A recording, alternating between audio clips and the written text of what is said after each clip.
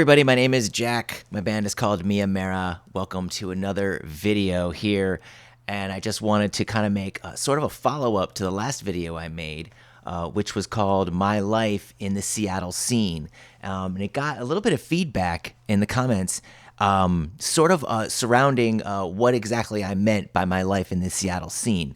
And, I didn't necessarily mean, and I actually didn't mean at all, that I was part of the grunge movement that occurred, that that created the legendary bands that changed music forever. The Nirvanas and Soundgarden and Mudhoney and Pearl Jam. Like all of that happened before I even got there. So when I say my life in the Seattle scene, I mean post-grunge explosion.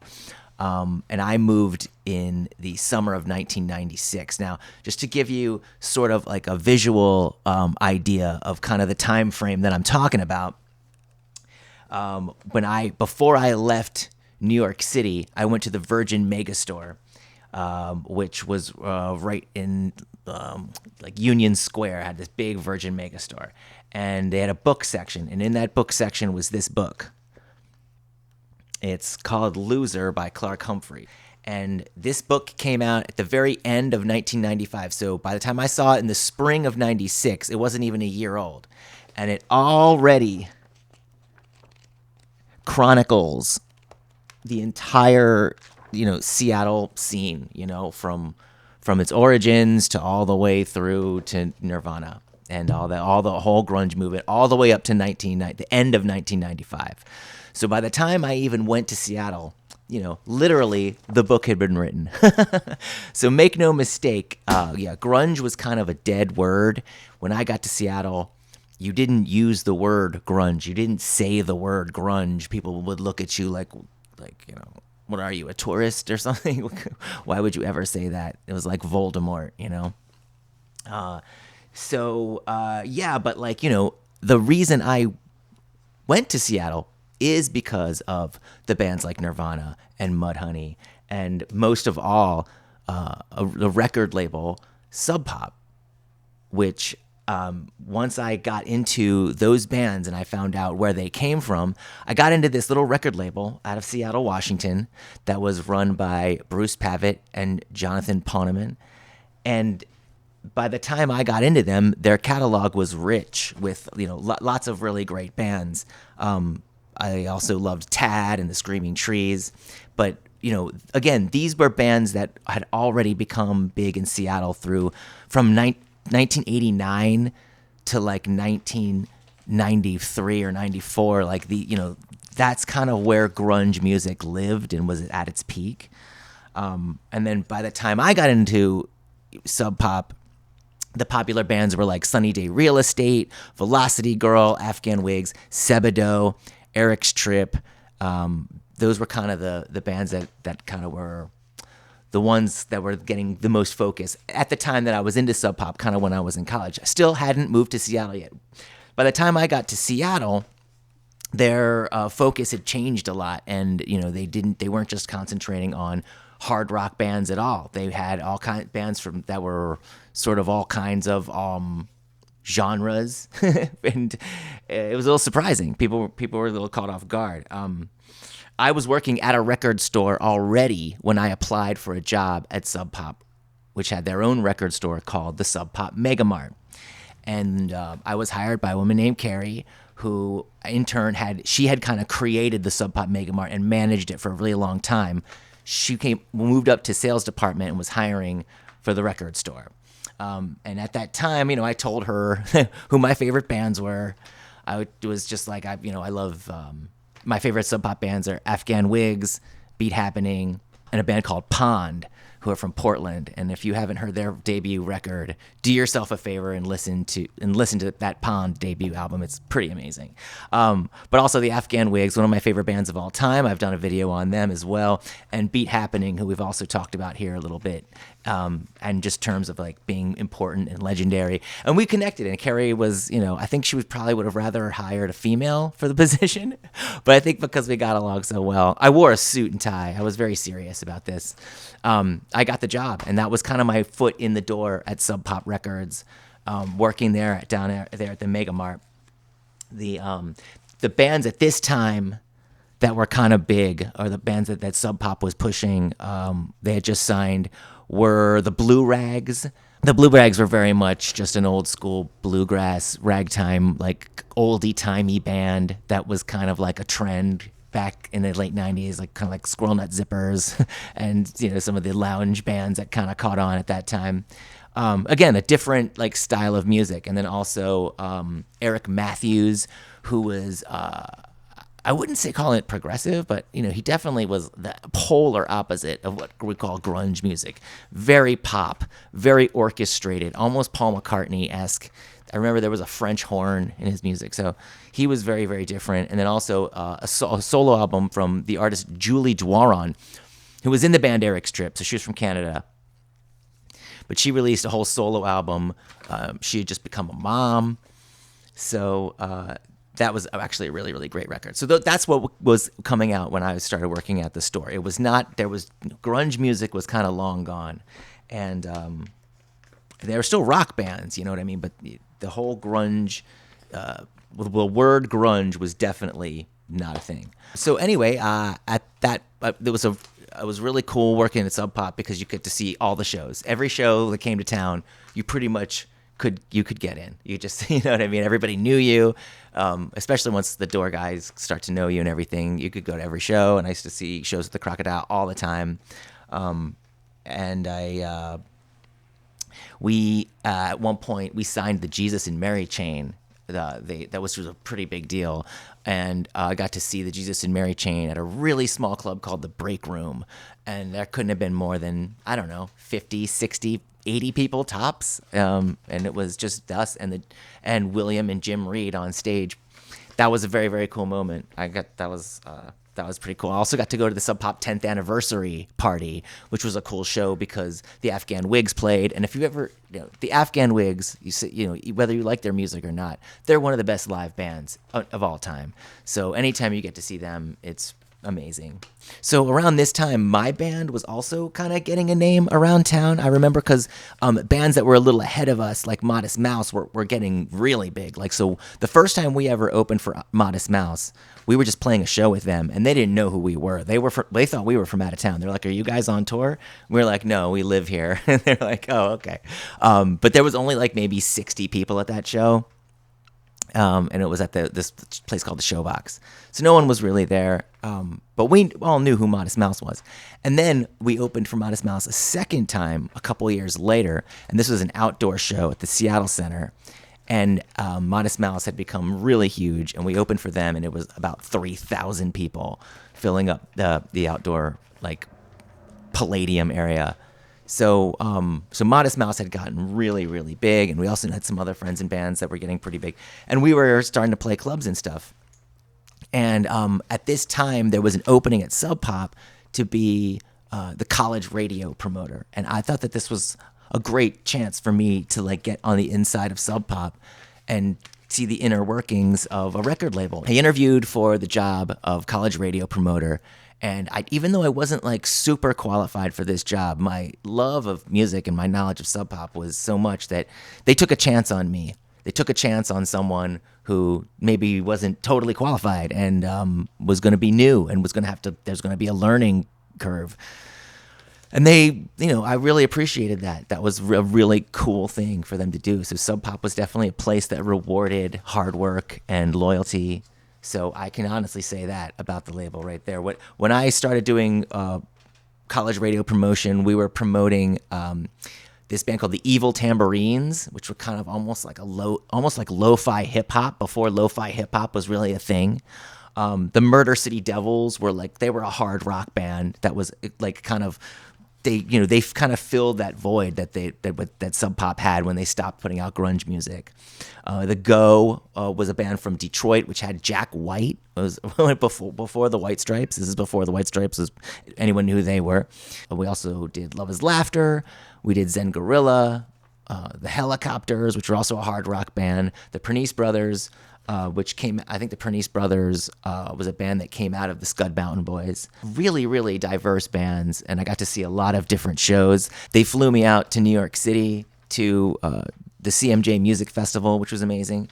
And and it was just pretty. I mean, I was pretty happy for the time being.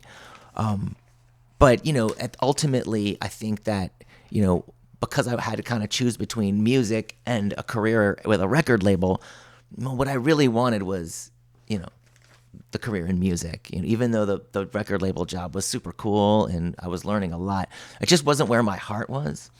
So my passion for promoting records kind of started to get a little I guess spoiled, you know what I mean? Like it kind of got tainted a little bit by my kind of my feeling of like neglecting what I really wanted to do. It was cool to just be in that. I was kind of enamored to just be in that record label environment, just to be around John. Jonathan he was basically the boss, the head of Sub Pop. He started it with another partner named Bruce Pavitt, and then they split off after they kind of just had a disagreement over where they wanted the direction of the label to go, and Bruce kind of went his own way, and Jonathan took over. I didn't know him that well. He was really, really shy. He was really, really quiet. He would, during meetings, he wasn't really the one to kind of lead the meeting. He was more sort of like have someone else lead the meeting, and he would just like put in his 2 cents when he needed to. He would just kind of, he was around, but like sometimes, he was traveling to on business. So, there were so many people in place to help him take care of what was going on. At that point, Sub Pop had so many bands and they had worked with so many artists that it was impossible for him to personally take care of each and every one of them. So he had a whole crew of people that were helping him work with bands, do A&R. And then he had people like me in the college radio. He had a commercial radio department. Of course, there was an amazing art department. The album art for Sub Pop is some of the best album art you'll ever see. Pretty much, I think. And that a lot of that goes to Jeff Kleinsmith, who was really in on all those designs, and he had just this very, very cool like kind of 50s style that just really you knew it instantly that it was a Sub Pop record as soon as you looked at it. So I was also there during the WTO riots, which was crazy because I didn't know what the WTO was at the time, but it was a big deal. And this was like in 1999, and there was a big riot, and they were turning over dumpsters, and I was on TV in the background, and there were tear gassing. I got tear gassed because the riot police had to come in. So the WTO riots was pretty crazy. But I was working at Sub Pop when that happened. I also had a great boss named Megan Jasper. She was also she was like John's right-hand woman, and she was one of the ones who took a chance on me, so like let me do college radio promotion, and just a really supportive, friendly person. And she was a wise ass too. Like she liked to fuck with people. She was pretty funny. She's pretty famous for like when the grunge explosion was really happening. She was there and she was working at Sub Pop, and she was dealing with all the insane press and everything like that. And they would just fuck with them. They would lie to them. They would tell them like phrases that didn't exist. They'd make stuff up. Like they said that ripped jeans, where they called them whack slacks, which isn't true at all. So she's just a really funny person, and I just really like appreciated the opportunity to have that job, but ultimately it wasn't for me.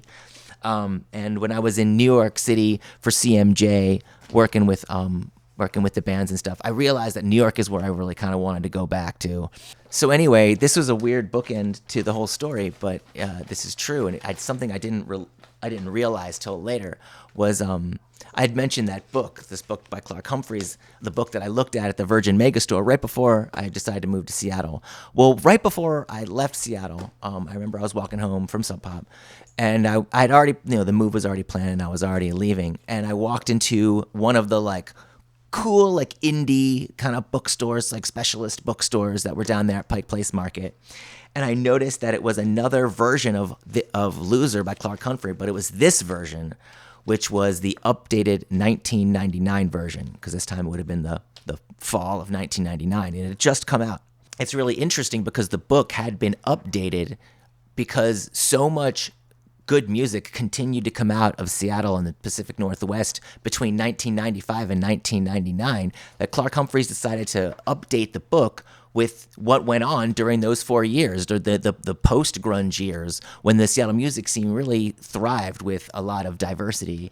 And in the book, you know, he mentions Slater-Kinney, and he talks about Harvey Danger, a band that we played with a lot. Modest Mouse and Death Cab for Cutie are mentioned. And he also mentions right here this band, Severna Park, which was formed by Jack Durakis and Fred Northup.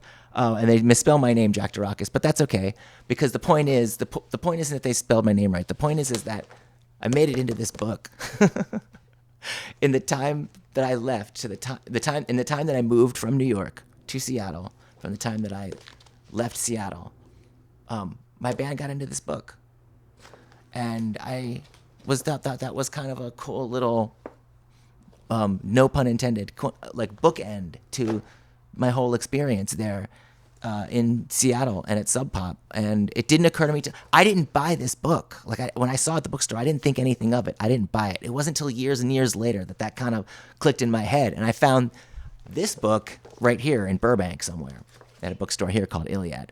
Also, they are really cool because they had a 10th that 10th anniversary party.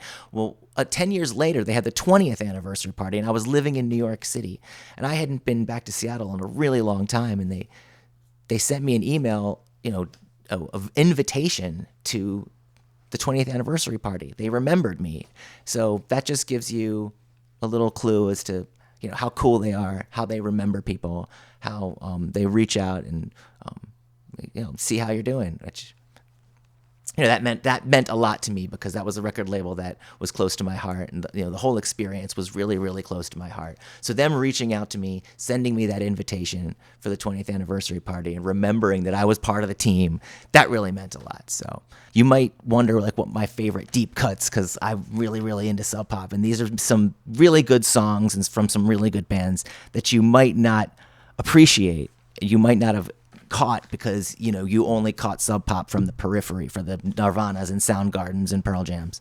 Oh, you might check out this 7-inch by a band called Ripe, who basically didn't do a whole heck of a lot, but they put out this single called Something Fierce in 1994. And it's such a good song. I really love it. Like if you're into that like guitar, that like indie guitar rock from that era, this is exactly what you want. It's a hidden gem. Also, a band called Hardship Post, who were from Halifax, Nova Scotia, and they put out a record called Somebody Spoke in 1995. It got compared to Elvis Costello, which actually is pretty accurate. It's kind of a new wave pop record.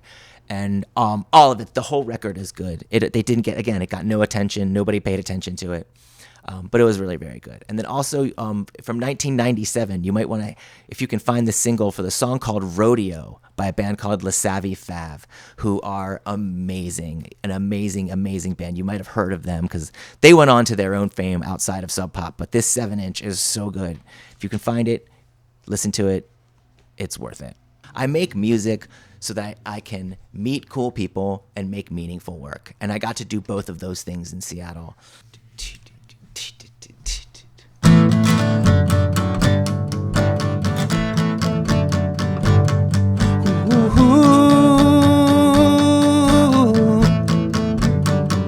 Well, I'm not a weapon,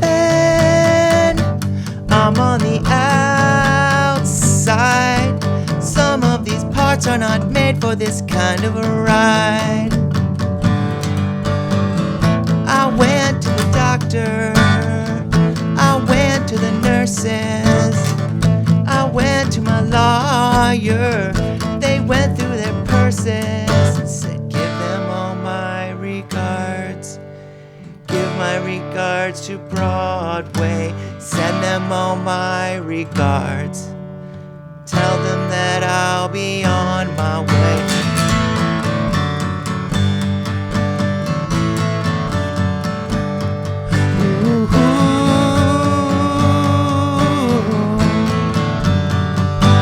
I'm not a weapon,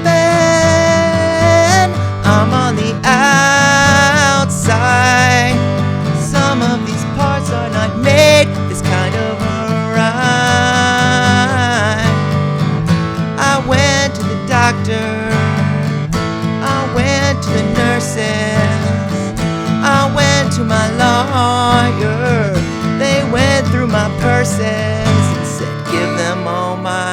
regards. Give my regards to Broadway. Send them all my regards. Tell them that I'll be on my way.